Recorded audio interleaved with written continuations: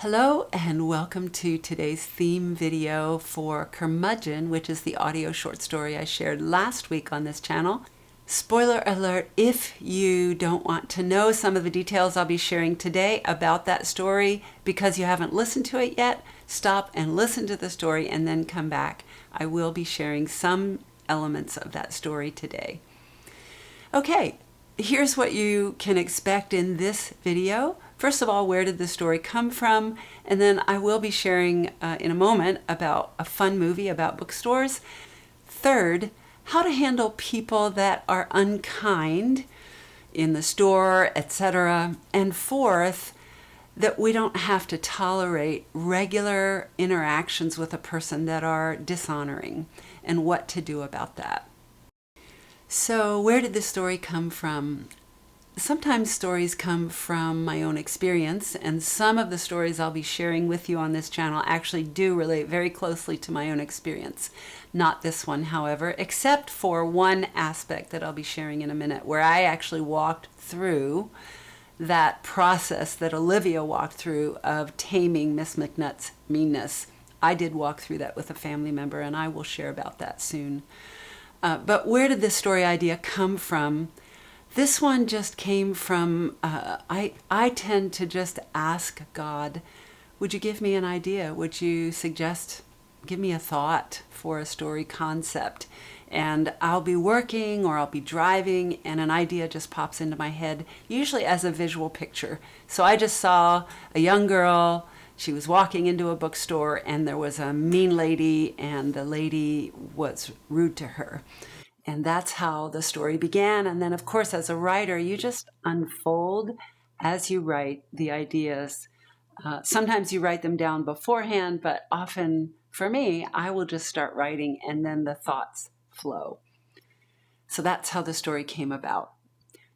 Okay, one fun bookstore movie that if you haven't watched it, you need to see, especially if you love romantic comedies. This one has been out for a while, so younger people may not be familiar with it. It came out in 1998. It stars Tom Hanks and Meg Ryan, and it's called You've Got Mail. It was based on a play from 1937 called The Shop Around the Corner, and I think there's actually a movie about that as well. But it's a wonderful story about a guy who has a large bookstore, chain kind of bookstore, and the woman who has a mom and pop bookstore, and the clashes that happen as a result of their interactions and also the romance that happens. Great movie, really fun, and I think you'll enjoy it if you haven't seen it. So how do we interact with people who are unkind in our lives? I'm not talking about what Olivia experienced as a regular constant unkindness, but someone we encounter in the grocery store or at the bank, someone that's just an off-the-cuff interaction, who has been rude to us or dismissive.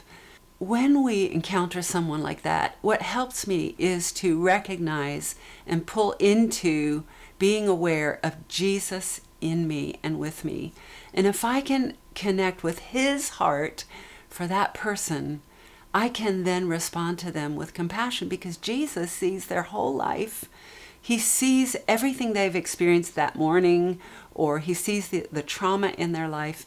If I can pull into being connected to God, then I am able to give them compassion like he would because I am sensing his heart for them. That's how I can give them and offer them compassion, kindness, forgiveness, and mercy.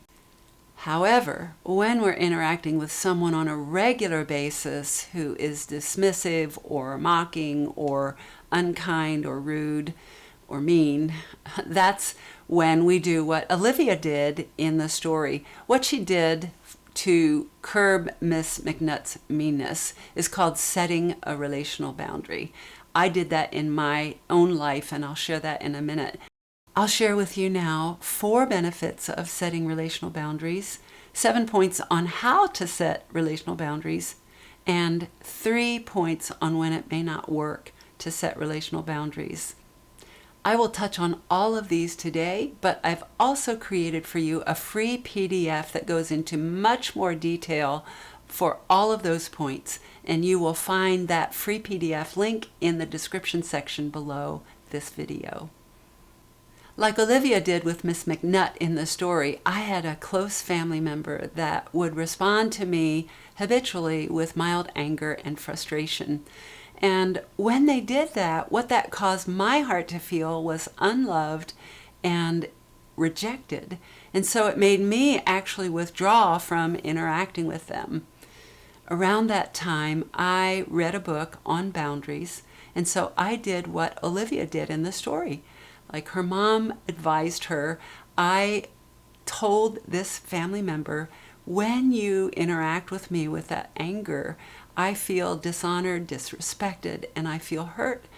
And then I explained the next time that that happens, I'm going to have to leave for a while so that I can protect our relationship as two family members, and so that I can protect my heart from feeling unloved and hurt by you.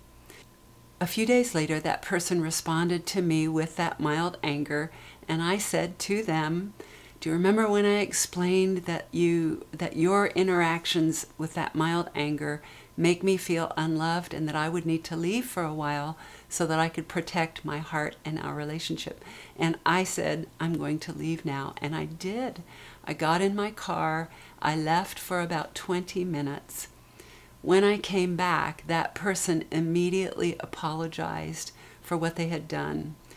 And the next time that same mild anger came toward me from that person, they immediately apologized. And because I knew that they were working on the habit, and that's what it was a habit of response to me from their own life experience. When they responded with an apology, I knew that I didn't have to leave this time because I could give grace because they were intentionally choosing to work on their issue. So I could give them grace. That process of setting those boundaries with them brought so much mutual honor and respect over time that today we have a great relationship. We have a relationship that's based on mutual honor and respect, and we love each other. And now we get along great. So setting that boundary for me was a really empowering way to see myself as worthy of respect, which is the first point of the reasons and the benefits for setting boundaries, to see ourselves as worthy of being respected and honor. Every human being is worthy of respect and honor, and that's God's normal for us as humans. Even if we disagree with a person, they are someone God has created, and so they are worthy of respect and honor just as we are. The second benefit of setting relational boundaries is that it empowers each of us to choose how we're going to be treated. The third benefit of setting a relational boundary is that we are choosing temporary relational conflict in order to establish long-term relational honor and connection with that person. The fourth benefit of setting a relational boundary is that we are setting a positive relational environment around us in our home or in our workplace or in that place where we're interacting with that person on a regular basis. So those are the 4 benefits of setting relational boundaries. Now let's move into the 7 steps on how to set a relational boundary. These are not meant to counsel. They are simply from my own life experience. And if you need counseling with another person, please contact either a Christian ministry or a Christian counseling center and allow them to help you in relating to that person. This is just to help you learn how to live a life that is peaceful and with empowerment personally as a person of worth. Okay, the first step for setting a relational boundary is that you need to decide beforehand what you're going to do if that person crosses that relational boundary that you've set. Like for me, it was to leave for a while, and the same with Olivia. She stepped outside for 5 minutes.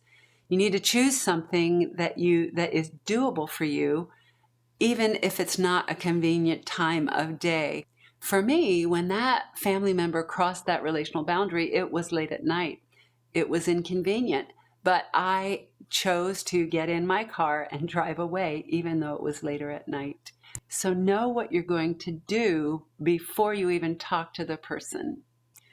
The second step for how to set boundaries is when you do actually talk to that person and explain the concept of setting boundaries, do so at a time when you're relating well.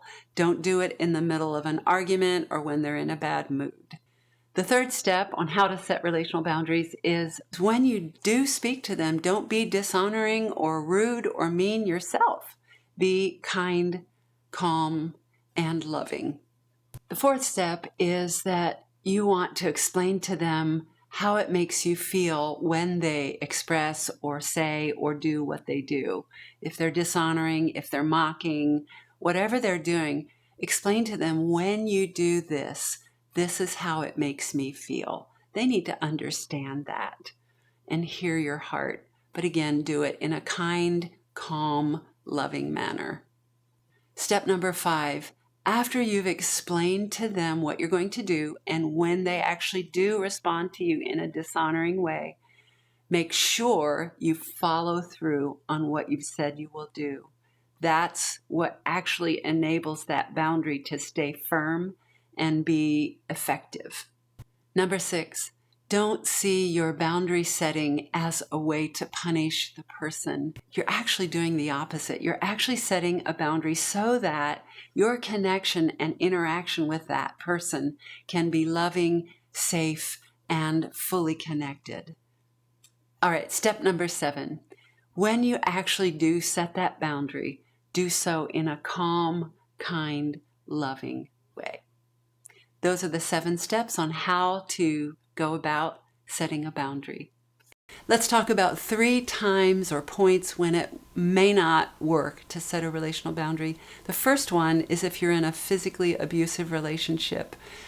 Someone who's willing to physically abuse you will not listen to your attempt to set a relational boundary. If you are in a physically abusive relationship with someone, I have put a national hotline and also a website link in the description section below. I really encourage you to get help. You don't have to take physical abuse. You can also reach out to a ministry or a church in your area. You can look online for people in your local region who can help you. But I encourage you to reach out and get help. The second time when setting a relational boundary may not be the best approach is in learning to choose your battles. Boundary setting is usually reserved for times when you have tried repeatedly to communicate with someone how their interactions with you make you feel unloved or disrespected, and they have not heard you and they've not attempted to change their behavior. That's when setting a relational boundary is actually going to work. The third point is you need to know if you have enough relational authority or relational equity to set a boundary with someone. For example, in my life, I tried to set a relational boundary with a boss, and it did not work because I did not have enough relational authority to try and set a boundary with that person. And it actually backfired and my work situation got worse. So there are times like with a boss or a teacher or even a parent whom you feel may not hear you or is scary. You may want to reach out to a pastoral counselor or someone who has wisdom and can give you some advice. So there are times when it may not work to set a relational boundary. You may need to go through protocols that have been established through human resources or through the guidance counselor department at your school, etc., instead of trying to do it directly with that person. In the story Curmudgeon, Olivia's setting boundaries enabled her to protect her heart, and it also enabled them to then begin to move into an honoring relationship together which also enabled Miss McNutt to then let go of the anger she'd been carrying for decades. So setting boundaries can be really empowering and effective. For me, setting boundaries was a wonderful way to see myself as worthy of respect as I interacted with someone on a regular basis. So setting boundaries is wonderful.